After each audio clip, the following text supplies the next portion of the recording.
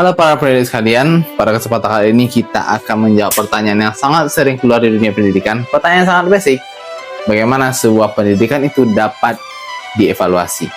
Untuk itu, pada kesempatan kali ini kita nggak akan manuk-manuk, kita nggak akan baca banyak teori, kita akan langsung cek ke lapangan. Untuk itu, teman-teman ham kalian semua, mari ikuti studi vlog kali ini.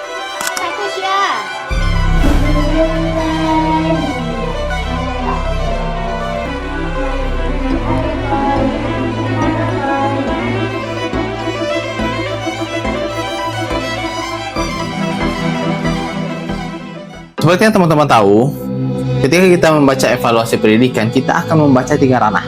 Yang pertama itu afektif, bagaimana seseorang itu bersikap. Bagian yang kedua itu adalah kognitif, bagaimana seseorang murid itu dapat menangkap pelajaran dengan otaknya, alias kecerdasan, alias IQ atau intelektual. Dan yang ketiga adalah psikomotorik, bagaimana seorang anak peserta didik itu dapat untuk mengaplikasikan, mempraktekkan, ataupun berinteraksi dengan sesuatu yang dipelajarinya. Oke, dalam tes kita kali ini kita sudah melakukan tes bersifat kognitif dengan cara memberikan ujian, tes, pretest gitu. Dan pada kesempatan kali ini gue pengen mengajak teman-teman, kita akan melaksanakan ujian psikomotorik, yakni bagaimana seorang siswa itu dapat mengaplikasikan dan mempraktekkan apa yang sudah dia pelajari. Dan dalam kasus ini gue mengambil beberapa poin seperti hafalan, tahfiz, melafalkan, seperti tilawah, membaca dengan irama. Tentu saja dalam melakukan pretest kita itu membutuhkan beberapa prinsip evaluasi. Yang pertama validitas, yang artinya sesuai dengan yang diukur. Yang kedua reliabilitas, pakaian, mudah digunakan, transparansi, jelasan terbuka, akuntabilitas, dapat dipertanggungjawabkan, dan juga berkesinambungan. Dan pada tes kali ini kita dapat melihat beberapa poin yang bisa kita laksanakan gitu. Seperti transparansi, teman-teman sendiri bisa melihat nilainya. Dan itu masih gua rahasiain sampai video ini kelar, karena tentu saja nggak mungkin kan kita ngasih tahu hasil tes langsung di hari H. Yang kedua itu keterpakaian. Gua sangat yakin apa yang kita tes hari ini itu sangat terpakai di masyarakat bagi anak-anak, terutama ini kan gue ngetesnya di anak kampung gitu, dan anak-anak kampung ini akan terpakai bagi mereka di kehidupan sehari-hari di masyarakat. Bagaimana mereka bisa mengaplikasikan Al-Qur'annya, bagaimana dia bisa melafalkan bacaan dengan baik dan benar, bagaimana dia bisa menggunakan hafalannya untuk bisa bermanfaat di masyarakat seperti menjadi imam. Selanjutnya kita akan melihat apakah tes ini memiliki prinsip keadilan. Ya tentu saja karena soalnya sama gue yang bikin. Nah bagi teman-teman pasti sering melihat tes-tes yang kadang-kadang sangat ketat, kadang-kadang tesnya itu sangat mudah, atau bahkan kadang ada yang sangat sulit gitu. Dan setelah memahami ini, teman-teman mungkin memiliki beberapa pandangan. Ada berbagai macam tujuan tes dan model tes. Yang pertama itu ada yang namanya diagnostik, untuk mempelajari di mana kelemahan sebuah pembelajaran. Yang kedua ada yang namanya formatif, bagaimana sebuah pembelajaran itu bisa sampai ke murid. Intinya dalam tes itu siswa paham. Contoh kayak wahalisan, dan itu dibantu oleh gurunya, dan tidak jarang ujung-ujungnya itu diskusi. Berarti tes itu bersifat formatif, yang penting siswanya itu paham. Dan ketika sebuah pembelajaran atau tes itu menjadi sangat ketat, menjadi sangat sulit, dan menjadi sangat objektif, berarti sebuah tes itu, sebuah evaluasi itu bersifat sumiatif. Artinya tes itu ditujukan untuk menguji, untuk mengukur, untuk melihat seberapa paham siswa, dan itu tidak boleh dibantu sama sekali. Kenapa? Karena tujuannya itu bukan lagi untuk siswa paham, tapi menguji apakah siswa itu benar-benar paham. By 135 is 7,695. The square root is 87.7. Ketika sebuah tes itu kita sudah mengetahui kelemahannya, kita sudah melakukan pemahaman untuk siswanya, kita sudah melakukan penilaian, maka kita akan masuk ke evaluasi selanjutnya, yaitu penempatan. Di mana kita akan menempatkan siswa sesuai dengan kemampuannya agar kita bisa nge-solve problemnya, atau kita mungkin mengenal yang namanya sistem remedial yang sangat sering kita salah artikan gitu. Karena remedial ini kayak penambah nilai aja, sebenarnya bukan teman-teman. Remedial sama dengan arti awal kata itu remedy, medicate, medical, mengobati gitu. Dan seharusnya itu mengobati pemahaman siswa, bukan cuman untuk agar siswa itu mendapatkan nilai yang bagus. Nah, bagaimana harusnya remedial ini dilakukan? Harusnya ada pembelajaran tambahan, ada waktu tambahan yang diberikan oleh guru untuk menjelaskan kembali pelajaran yang tidak dimengerti oleh siswa. Nah, harusnya sekolah-sekolah middle up itu memiliki dana yang cukup untuk melakukannya gitu, bukan hanya memberikan tugas pada siswa agar nilainya itu dapat diperbaiki. Dan ujung-ujungnya, ketika semua itu setelah kita gunakan, kita baru bisa melakukan evaluasi selektif, di mana anak-anak yang memiliki potensi, yang memiliki bobot, yang memiliki bibit yang bagus, bisa kita privatkan untuk dapat dibawa ke tingkat yang lebih besar, lomba, olimpiade, atau dalam kasus ini MTQ.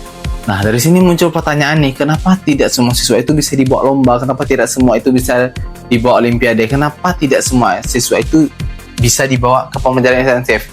Untuk itu teman-teman, kita dapat mengenali dua model pembelajaran. Yang pertama itu expository learning, yang kedua itu adalah mastery learning. Expository learning ini sering digunakan dalam pembelajaran yang membutuhkan banyak murid. Dengan kondisi satu kelas itu 30 murid, 20 murid, atau 15 murid itu juga cukup banyak gitu. Karena expository learning ini cenderung memakai sistem yang kita kenal dengan sistem ceramah, yang kita kenal dengan teacher learning center, di mana guru lebih aktif untuk menjelaskan, di mana guru menjelaskan secara umum, tidak membutuhkan kemampuan untuk benar-benar meyakinkan semua siswa itu paham gitu. Yang penting poin-poin utama dari yang guru sampaikan itu sudah dia sampaikan dengan baik dan benar gitu. Nah, yang kedua adalah namanya master learning. Master learning ini yang kita bilang tadi itu murid-murid yang kita bawa ke private, murid-murid yang rasanya berbobot, murid-murid yang rasanya memiliki kompetensi, murid-murid yang rasanya mampu untuk dibawa ke tingkat yang lebih tinggi, perlombaan, MTQ, atau olimpiade.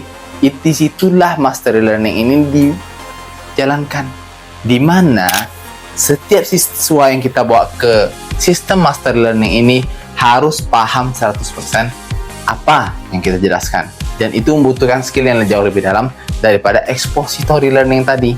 Nah, setelah yang kita jelaskan tadi, dapat kita simpulkan ada beberapa tahapan dalam sebuah evaluasi. Yang pertama itu kita menggunakan evaluasi pengukuran. Seperti yang kita bilang di awal tadi, kita melakukan tes, kita melakukan UTS, kita memberikan ujian, kita memberikan soal, baik itu objektif maupun esai, dan siswa yang menjawab.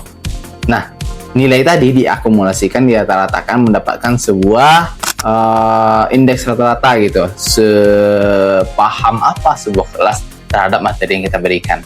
Nah, sembari tes itu berjalan, sembari pembelajaran itu berlangsung, maka kita lakukan tes kesesuaian.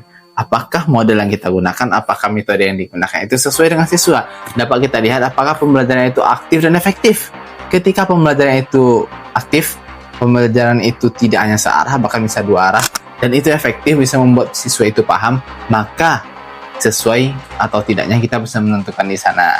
Nah, itu kan terkait pembelajaran tadi. Sekarang kita lihat apakah keseluruhan komponen sistem yang kita bikin itu sudah berjalan dengan baik dan benar. Apakah kurikulumnya sudah benar, apakah siswanya sudah cocok dengan metode pembelajarannya, apakah gurunya sudah paham bagaimana cara menjelaskan baik dan benar. Dan kita lihat kecocokan seluruh sistem itu, apakah dia bisa berkoordinasi dengan baik. Barulah pada akhirnya kita bisa melihat sebesar apa efek dari pembelajaran atau model yang kita coba terapkan dalam pembelajaran tersebut. Apakah dia membuat peserta didik itu paham?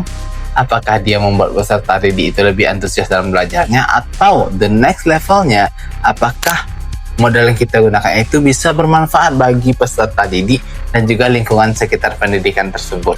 Jikalau ada kita menemukan masalah dalam tahapan evaluasi tersebut, kita akan coba identifikasi masalahnya di mana, di level mana. Contoh, ketika nilainya kena dari soal 1 sampai 20 misalnya, soal 1 sampai 10 itu tentang akidah, soal 10 sampai 20 itu tentang ibadah misalnya, dia kenanya di angka 11 sampai 17, berarti kita harus menjelaskan lagi materi tentang ibadah kepada peserta didik. Contoh, ketika tahapan yang kena itu dievaluasi sistemnya, ketika semua komponennya udah baik, udah benar nih, Tapi ketika mereka berkoordinasi, itu ada link, mereka nggak nyambung antara guru dengan kurikulum misalnya. Contoh kurikulum Merdeka, kenapa sangat susah diterapkan? Karena gurunya belum memiliki cukup edukasi tentang kurikulum Merdeka, sementara kurikulum Merdeka tersebut sudah harus diterapkan di sekolah. Dan itu menyebabkan banyak masalah. Maka itu harus dievaluasi di tingkat sistemnya. Dan itu yang gue coba di TPA gue tersebut. Bagaimana kelanjutannya? Tunggu di konten Hamka Studi Vlog berikutnya. Sayonara.